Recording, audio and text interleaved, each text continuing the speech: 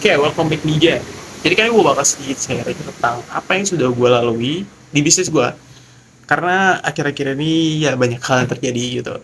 Dan seperti biasa gue bakal dokumentasikan lagi apa yang sudah gue lalui gitu. Oke, jadi gue akhir-akhir ini sedikit pusing dan ada juga project baru. Gue sedikit pusing. Oke, gue bakal cerita yang sedikit pusing tadi ya. Seperti biasa, gue store tunai dan ya uangnya itu sangkut. Gue bener-bener sekarang itu kekurangan amunisi. Gue bingung juga harus ngapain, tapi gini, gue punya satu pedoman dalam hidup yang diajari orang tua gue. Karena ya basically orang tua gue tuh backgroundnya memang orang yang kurang mampu. Jadi orang tua gue tuh bener-bener miskin gitu. Dia tuh dari Jawa merantau ke Kalimantan sekarang gitu. Waktu kakak gue tuh masih kecil, orang tua gue itu pernah nyuri kelapa, pernah nyuri bener buat makan kakak gue gitu. Jadi orang tua gue itu perantauan dari Jawa, dia tuh kesini. Dan ya benar, Jawanya itu benar-benar kental banget. Gue banyak belajar dari dia, khususnya tentang kehidupan, lebih ke bertahan hidup gitu. Jadi gue dapat beberapa pedoman hidup yang salah satunya adalah, yaitu salah satu pedoman yang terdengar simpel tapi maknanya mendalam, yaitu adalah sedikit cukup, banyak kurang. Nah, itu benar-benar suatu pedoman yang gue pegang dari dulu sampai sekarang. Karena orang tua gue itu pegang pedoman itu. Dia bilang bahwa kata-kata itu tuh udah lama banget gitu. Entah itu dari kakeknya, entah itu dari orang tuanya, pokoknya itu yang bikin dia tuh bertahan sampai sekarang.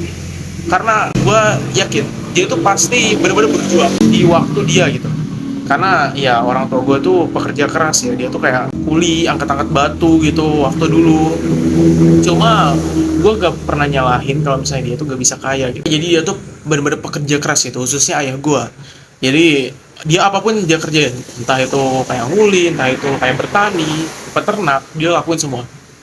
Dan memang ya tidak bisa, ya gue akuin dia tuh cukup, hidupnya itu cukup untuk makan gitu loh.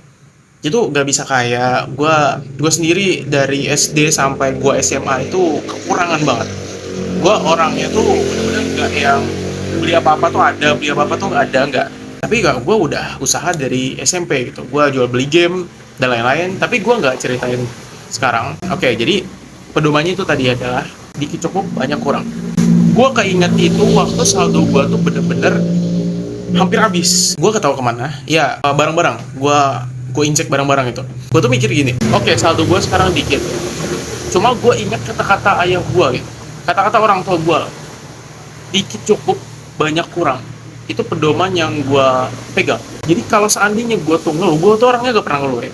Jadi kalau misalnya ada masalah atau ada apa di hadapan gue, di hadapan muka gue, itu ya udah gue say yes aja gitu. Oke, jadi kalau misalnya gue tuh kebanyakan alasan, ya itu gak ada habisnya. Karena gue nggak perlu banyak alasan. Oke, gue sekarang dikasih kenyataan begini. Oke, udah, gue lakuin sebisa gue. Jadi kalau masalah kayak misal jasa transfer di gue, ya itu gue pikir, gue putar otak bagaimana caranya. Oke, satu gue gak cukup, tawarin dia kirim di WhatsApp itu buktinya. Setelah dia pulang, gue ambil uangnya, gue storein. Nah, habis itu nanti gue kirim. Jadi gue putar otak terus. Dan yap, kemudian lancar.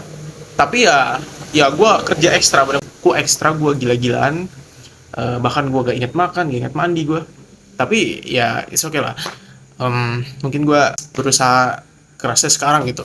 Itu semua untuk capai visi dan misi gue dan untuk capai goals gue, yaitu adalah network $1 juta. Mungkin kalian semua banyak yang ketawa, wah orang ini mau $1 juta. Tapi gue di sini punya visi dan misi jelas, gue punya plan yang jelas untuk 10 dan 20 tahun ke depan.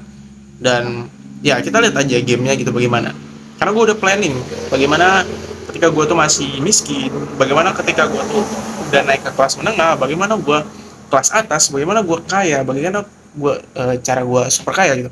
Itu udah gue plan dan ya mungkin jalannya bakal berbeda, tapi tujuannya tetap satu ya. Jadi itulah pedoman yang gue pegang sampai sekarang. Mungkin ini bisa kalian pegang juga, karena ini benar-benar work di orang tua gue. Dia bertahan, gue nggak nyalahin dia tuh gak bisa kaya, tapi dia bertahan sampai sekarang. Dia bertahan dengan keadaan ekonomi dia yang mungkin tidak sebagus orang lain, tapi gue salut sama dia. Oke, jadi thank you buat orang tua gue yang udah lahirin gue dengan ambisi yang sebesar ini, dan ya jiwa petarung yang sebesar ini gitu. Tugas kalian udah selesai, dan giliran gue yang bakal mengubah semuanya. Kita bakal lihat aja 10 dan 20 tahun ke depan bagaimana yang bakal terjadi gitu. Oke, jadi itu aja sih sharing dari gue. Mungkin next project gue ada kerjasama dengan Viv ya, cuma masih negosiasi gitu bagaimana. Ya kita lihat aja ke depan apakah di approve atau enggak. Oke, thank you.